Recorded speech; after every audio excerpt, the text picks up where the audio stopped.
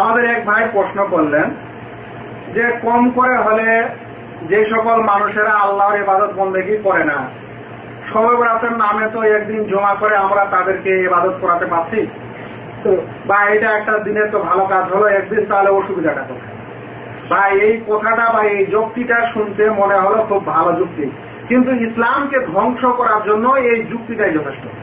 এবং এরকম যুক্তির কারণে ইসলাম ধ্বংস হয়েছে আর এখনো হচ্ছে। কারণ এই যুক্তিতেই প্রমাণ হয় যে অন্য দিনে মানুষ গাছের থাকবে, থাকুক, আমরা বছরে একদিন জমা করলেই এদেরকে ক্ষমা করাতে পারবো।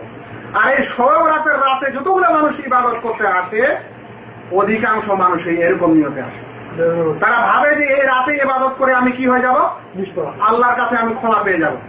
নাউযুবিল্লাহ। আল্লাহ রাসূল সাল্লাল্লাহু আলাইহি সাল্লাম সবচেয়ে বেশি ভালো বান্দা এবং সবচেয়ে বেশি বন্দেগীকারী। তিনি জীবনে কোনোদিন একটা দিনও বাদ দিয়েছিলেন ইবাদত করতে? আমাদের সালাফে সালেহিনগণ, ওলামা এবং মুহাদ্দিস যারা বিগত হয়েছিলেন, তারা কোনোদিন একটা ওয়াক্ত নামাজ ছেড়েছিলেন এই উদ্দেশ্যে যে শবে বরাত বা লাইলাতুল কদর আসবে আমরা ক্ষমা করে নিব? আসলে এরকম যুক্তি মানুষ এবং মুসলমানকে ইসলাম থেকে বেশি সরিয়েছে।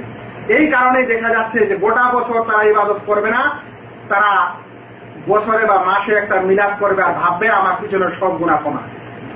বছরে কোনোদিন ইবাদত করবে না, শবে বরাত পালন করে ভাববে আমার পিছনে সব গুনাহ ক্ষমা। এরকম করার কারণেই মানুষের মধ্যে এই চিন্তা চেতনা এসেছে যে আর সপ্তাহে সব দিনে নামাজ পড়ে লাভ নেই, শুক্রবারে নামাজ পড়লেই শেষ। তো এগুলো হচ্ছে ইসলাম ধ্বংসকারী সংশয়। মনে রাখবেন, মুসলিম যে সে সব সময় যখন থেকে সাবালক হবে, সব জ্ঞানে থাকবে, তখন থেকে নিয়ে মৃত্যু আসা পর্যন্ত যে সকল ইবাদত ফরজ সেগুলো তার উপর ফরজ করতেই হবে। আল্লাহ রাব্বুল আলামিন কোরআনে বলছেন, ওয়া'বুদ রাব্বাকা হাত্তা ইয়াতিয়াকাল ইয়াকিন, তুমি তোমার প্রভুর ইবাদত করতেই থাকো যতক্ষণ পর্যন্ত মৃত্যু না আসে।